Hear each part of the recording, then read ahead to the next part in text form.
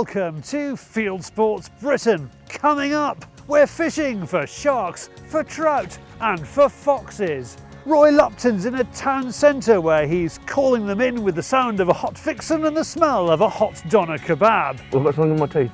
I'm fishing off Australia. Remember Jaws? Well, the same thing, but in old age and with dentures. First, the Xbox generation. They're putting away their imaginary firearms and picking up the real thing. But first, we're getting them to catch their lunch.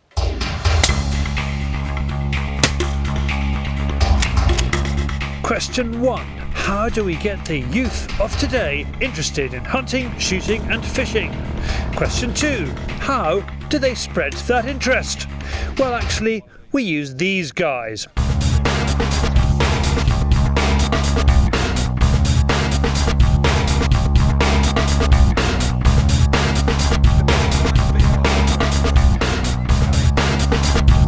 Question 2. How is that interest spread? Well, actually by these guys. If they have a good time with us today fishing for their lunch and shooting for their pride and learning a few things about ballistics, then they will tell their audiences, and I mean audiences. These 5 lads get more than 28 million views a month on their YouTube channel. Just to give you an idea what that means, the biggest TV show in the UK, Britain's Got Talent, gets only half that at its peak. Oh, it's live. Instead of putting themselves through the Simon Cowell strainer, they simply play Call of Duty, FIFA and Minecraft in their bedrooms. They then post those films and vlogs on YouTube.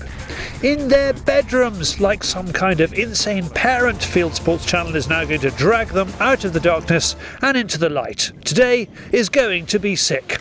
Oh yes, you can call us Snoop Fieldsportsy Fieldsports. Before connecting with these lads, I need to get ready to connect with a fish, which involves some old technology, which still does the trick more by luck than good management. Proof there are fish in Buell water, here in the southeast of England. Having set the bar high, the lads are split up and sent off with the likes of Andy and Mark for a morning's fishing. We're hoping for great things.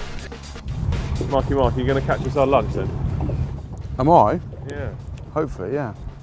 What's on the menu? Well, if we don't catch anything, I've got packets of quavers for everyone, because I thought it would be quite funny if everyone had to eat packets of quavers staring at Charlie, who's already put a pike back. Unfortunately, Mark doesn't seem to have luck on his side today, and it's down to Baby Crow to show him how it's done on his first cast. The brown trout keep coming, but they are not for eating. We want rainbows. Not all the gamers are falling in love with fishing. Some are getting too close to the water. Unfortunately, we only have one chance to make a first impression. Back on the jetty, we do have some fish for the barbecue. Callum and Toby have landed a fish each. We've got something to go with the quavers. It was really good. Enjoyable. Like I always thought fishing was quite boring, and then I tried it. So yeah. Fin slept again. Yeah, I did enjoy myself. It was good fun, even though Tell the truth. didn't catch anything, but it was good fun. You know, it's not as easy as it looks, and you have to have a lot of patience. So And luck. and luck. That's all they had. It was only luck. It's beginner's luck. Yeah, that's right. There was no skill in it. It was just luck they had. But we didn't have any luck today. But I'll be back later. Don't you worry. I'll definitely be back.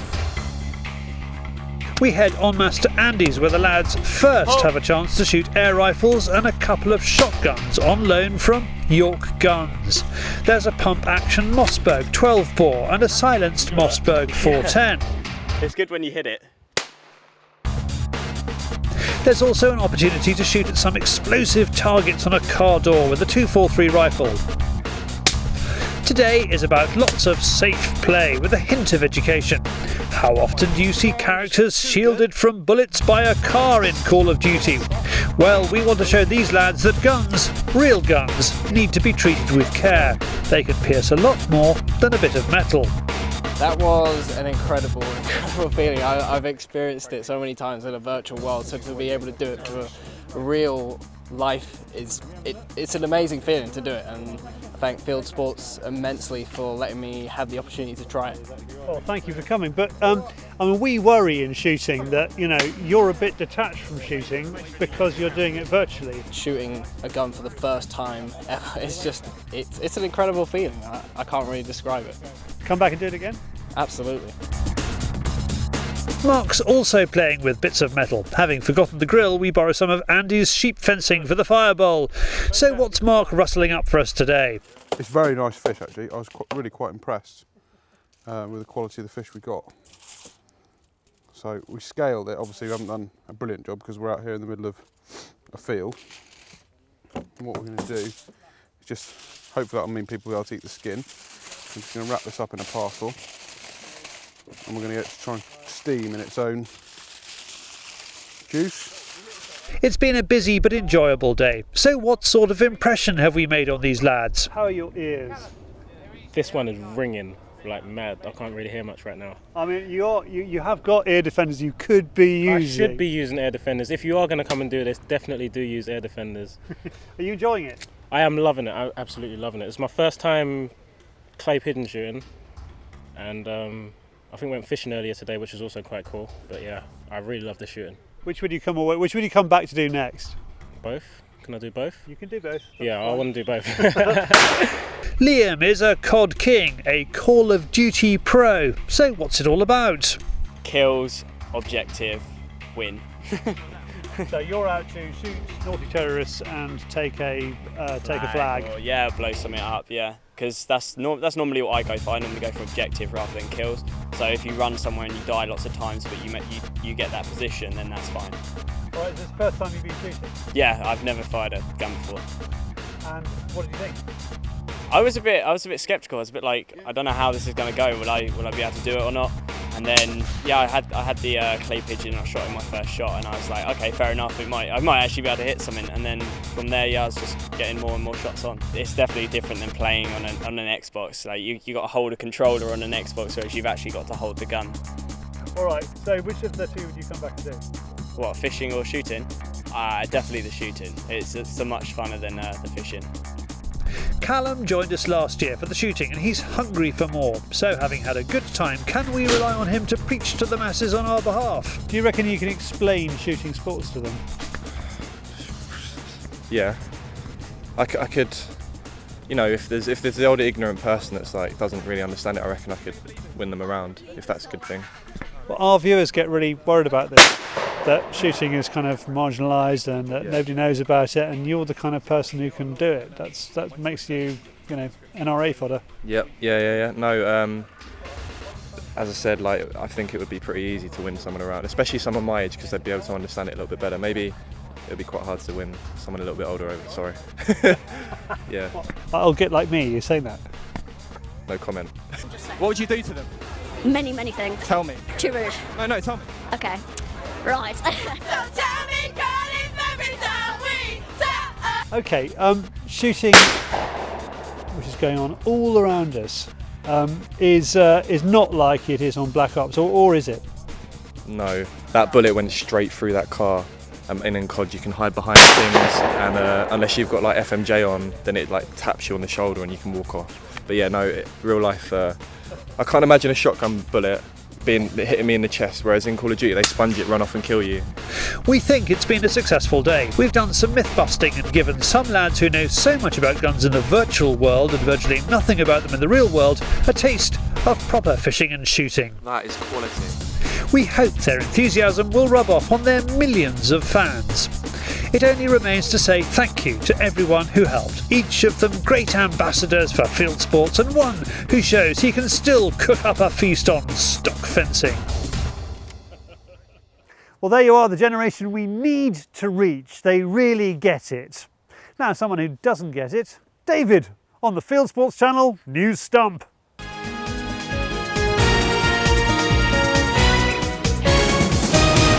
This is Fieldsports Britain News. Wood pigeons and now clay pigeons are being held responsible for ruining crops. Organisations such as the NFU and the Red Tractor are urging guns not to shoot clays over standing crops of rapeseed. Pitch is used as a binder in their manufacturing. Even small amounts can cause major contamination and is costing the UK vegetable oil industry millions of pounds to deal with. Big game hunting in the Australian outback could become a new tourist attraction under a scheme which would allow the shooting of the likes of camels and water buffaloes. Feral animals would be shot and killed by game hunters travelling to the Australian outback under a conservation hunting plan put forward by the Shooters and Fishers Party. They're preparing to field candidates around the country in the federal elections. One of our good friends in Ireland, Philip Lawton, has died. Commentator, organiser and one of the faces of the great game fairs of Ireland, Philip is well known to game fair goers both at Shane's Castle and Birr Castle for starring as the policeman in a never-ending quest to catch a poacher. He will be missed. British police want to quadruple the price of gun licences. Because the system is so bureaucratic, a 5-year firearms or shotgun certificate should cost £200 instead of the current fee of £50. Shooting organisations have asked the police to reduce red tape instead. You could win a customised airgun thanks to Fieldsports Channel viewer Craig Smallman. It's being raffled for the army charity Walking with the Wounded.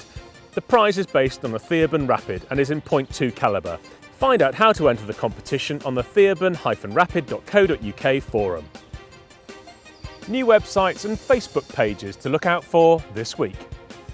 Greg Willings has started countrymansdiary.webs.com and Vermin HQ on Facebook is for anyone involved in vermin control.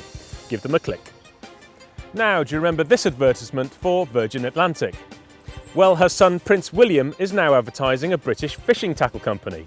He was pictured sporting a cap made by Grays, part of Northumberland-based Hardy & Grays. The company has a long history of supplying fishing tackle to the royal family, including William's father, the Prince of Wales, who's a keen fisherman. And finally, it's been a week for old animals to learn new tricks.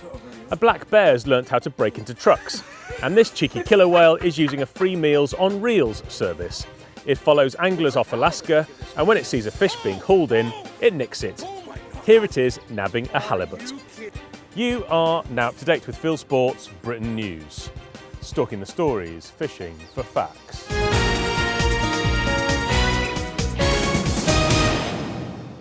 Thank you, David. Nice tan. Now let's go and see what the world's up to this week. It's Hello Charlie.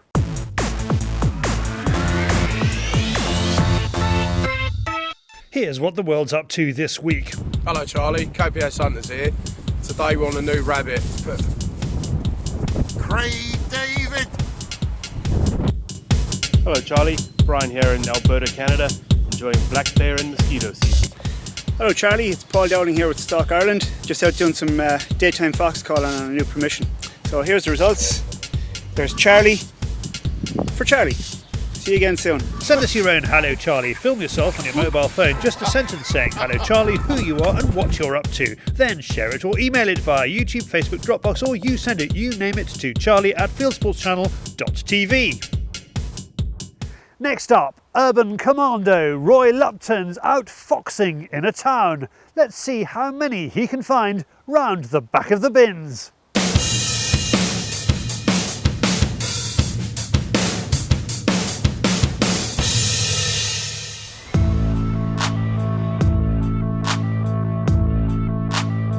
Today we're off for a bit of urban fox fishing.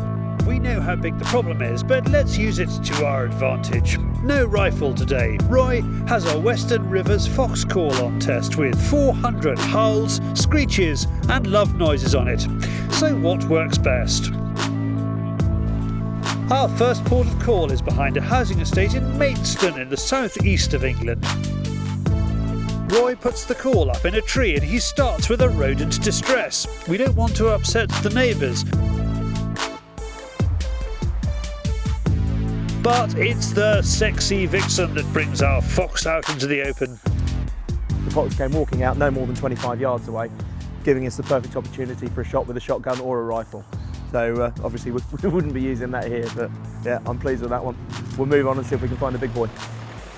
It's a good start, but before it gets dark, we want to try a bit of waste ground behind more housing and a park near the hospital. There are no foxes, but plenty of jackdaws and crows. Remember, you can't shoot crows on the call, so don't get any ideas. After a cuppa, our summer evening entertainment commences with a golf course on the way back into town. The call may be a mashy, niblick kind of call, but it's on top of the car, so we're a bit obvious. So we started off with a territorial fox call, and we didn't get any callbacks or any response from that. So I then went back to the vixen that's being mated, and all of a sudden we got a response from way off, and the fox came right back in towards us. But unfortunately, I think it picked up the reflection from the light from the camera on David's face, so it saw something here that it didn't like, and was watching for a little while, but just didn't want to come any closer. I mean, where it was probably 70-80 yards away, so with a rifle in, superb range for shooting, but it just tucked off into the woods there because it could see the light reflection from the camera. But again, working superbly. This is all well and good, but we need to turn up the heat a bit and get proper urban. To think like a fox, we need to eat like a fox. A kebab calls, and we settle down at the back of the local leisure centre to enjoy our feast. We know that foxes do predate very heavily on doner kebabs in this area, so we thought that the aroma drifting through the car park along with the call would probably be quite a good combination. Shh, be very quiet. We're hunting foxes. Seriously?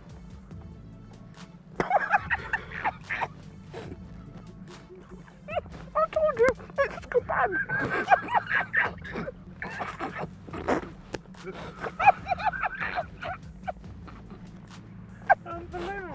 That's the scent of the kebab. You don't need a call, just a big fat ass kebab.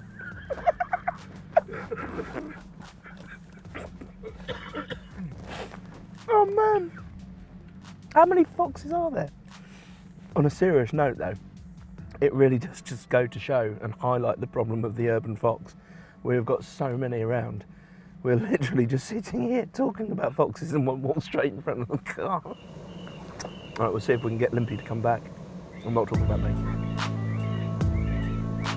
With our hunger satisfied, we hang the call from a tree branch.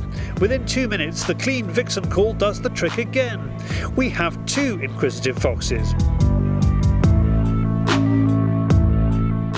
We had the Limpy fox that came out and went past from the smell of the doner, and then we've played the caller here, and these 2 foxes have come in, so we had another pair of foxes come in from the left-hand side, and with everything going on, it is just absolutely amazing how many there are. They both stick around for ages and only start moving on when some girls walk by. Back on the streets, we see more foxes in the headlights, and we're now in double figures for the night. If only we had that rifle. Oh yes, of course, urban area. Our last stop but one is the playground. We balance the call on the railings and settle back to see if anything bites. Here the foxes come in from all directions. Some are bold, others more cautious. Again, Roy runs a few of the calls. It is the softer ones that bring our most confident customer in closest. Well, we had a fantastic response yet again. And when you think that all the calls that we've done tonight are in probably within a range of about a mile, so we've hardly travelled anywhere. We're just picking a few little spots. So little kiddies play area. We've had car parks and near the swimming baths as well. I knew there were a lot of foxes, but what we're seeing tonight is extraordinary. And by doing this, we're learning so much about the fox's behaviour. Whereas normally they'd start coming in, we'd shoot them, the job's done, and you don't get to witness the behaviours. With this, it really is fascinating watching exactly what's going on, and you can see the individuality of the foxes. So one of the foxes came in, wasn't overly happy, and was just sort of glancing back and forth in the background, when others will just come in, sit down, and sort of quite happily look around. It's been an amazing 3 hours, and the foxes are plentiful in this town centre. Our last stop is in a shopping centre car park. Without fail, it generates interest.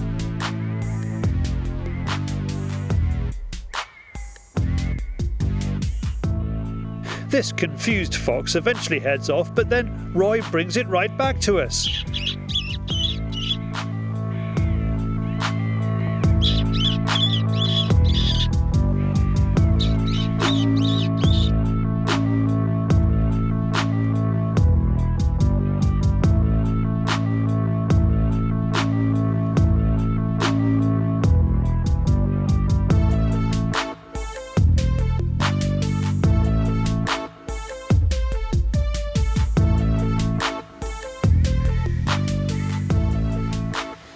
That's another limpy fox. Well, that was an amazing couple of hours. We had another one just come in behind us here. You could see it searching around, trying to figure out what was going on, looking at the call. So for a shooting tool, if we were shooting in this environment, we would have accounted for every single one that had come in. As I say, I was expecting to see a lot, but we've seen a lot more than I thought we were going to come across in a very, very short space of time in a relatively small area.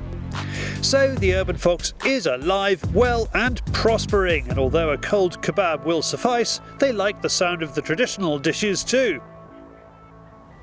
Well, an extraordinary number of foxes there, and really just the tip of the glacier mint. Glaciers, cold and wet. And with that seamless segue, let's talk about wildfowling guns. Kit Special this week looks at wildfowling on the gunsdirect.co.uk website. Guns that help you to unlimited ducks and geese, your companion for an early morning on the marsh. Let's start with this 10-bore Cogswell & Harrison ejector with 34-inch barrel. It's an obsolete calibre, so currently does not need a shotgun certificate, but the seller says that if you found some old length cartridges, you could have it put back on your licence as it's in good condition with nice wood and a Damascus barrel. Price is £1,000. Another fowling piece is this 9-bore black powder percussion muzzleloader with 38-inch single barrel. Maker is unknown.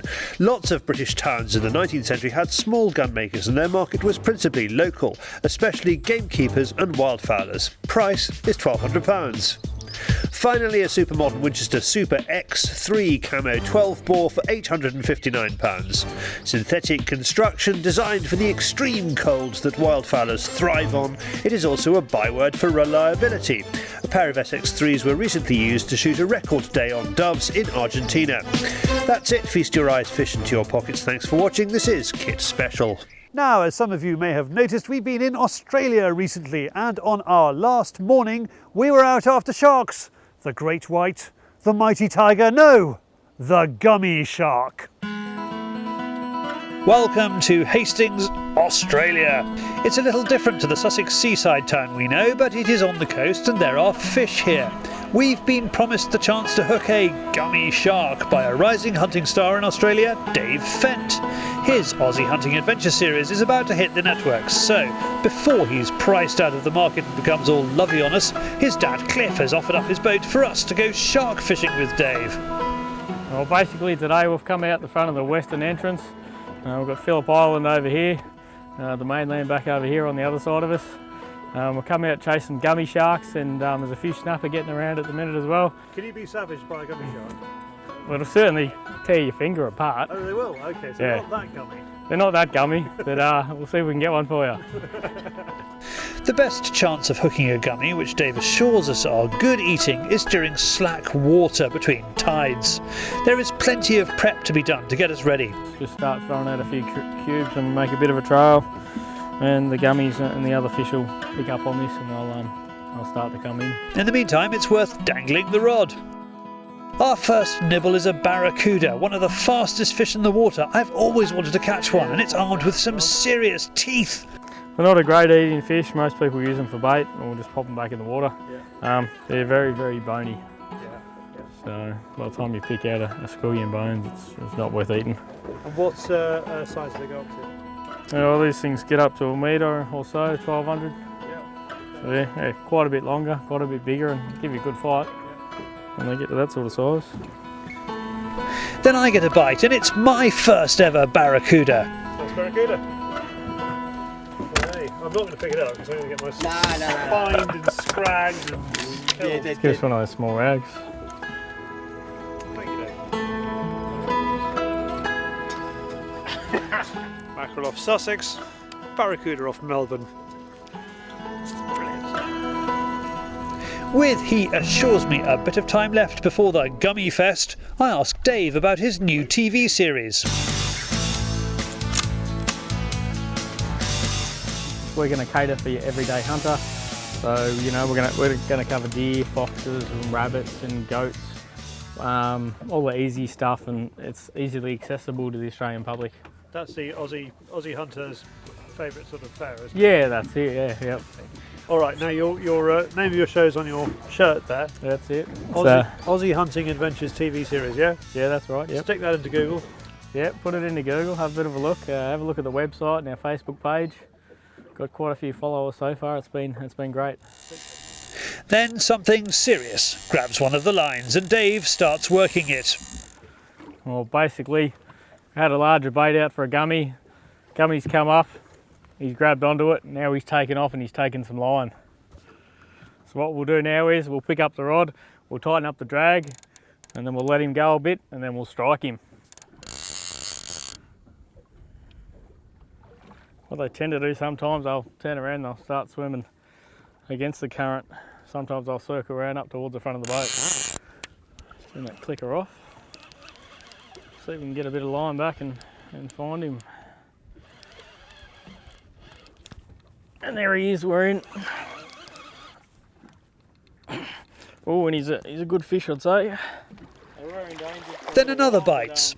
We seem to be bringing in anything but a gumpster. This one is a Port Jackson shark, which looks a lot bigger in the water than it does on the deck. Now I hit a leopard shark, which sounds a bit more like it. Leopard shark, very, very fierce. This fish is almost as long as my hand. But it makes a getaway once it spots me. That was the best release ever. No gummy, but Dave is still working what we hope is now not the ever-present, but the elusive gummy. Next up is a cuttlefish, then another leopard shark. This one looks a bit more impressive on deck, but we're all hoping Dave's big un isn't going to disappoint. After an hour, a large shovel-nosed ray appears. It too gets a rush of blood when it gets close to the boat, and it's off. And there he goes. So we've caught sharks, we've seen plenty of fish, but not that moment. Nevertheless, it is a lovely way to relax before heading to the airport and home to Britain. And doesn't a sunset over Hastings look pretty? If you want to see a preview of Dave's programme, follow the link on the screen. From Australia to the rest of the world, it is Hunting YouTube.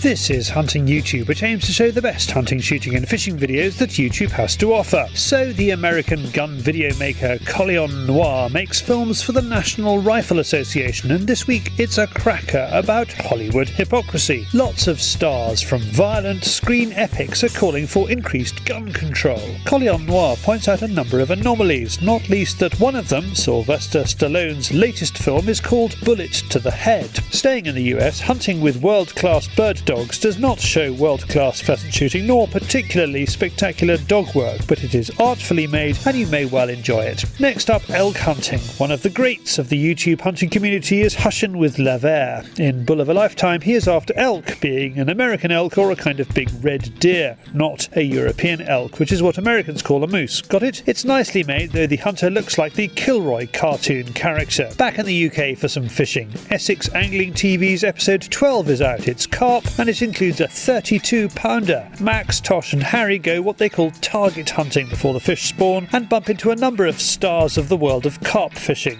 Triscale, the Big Lin and Halftail, who of course are not anglers but fish. Now to Sweden for a top tip in this snappy, literally, film from iFish. What to use if you have forgotten your pliers. He says a stick, and he shows you how. There's a new British channel from sporting agency Safari Hunting UK that's based in North Yorkshire but travels all over the world. They are starting local with a roe deer stalk that ends with a nice right and left at foxes. Now, when shooters are not out after birds, foxes, or discussing the semantics of cervidae, they do good works in the community, especially in the world of conservation. The UK's largest shooting organisation, Basque, has put out a film called Helping the Dormouse. Basque's Green Shoots programme links management of land for shooting with wider conservation projects. In Cheshire, Green Shoots is working with the Cheshire Wildlife Trust to improve and monitor habitats for the dormouse, which is not only threatened but very, very cute. Back to shooting, and I hope you'll enjoy the sing-song voice of the true northerner RJ McLeod 21, who specialises in hunting, trapping and fishing around Canada's Mackenzie River Delta and the Richardson Mountains of the Northwest Territories and the Yukon. He is out on a skidoo for his last day spring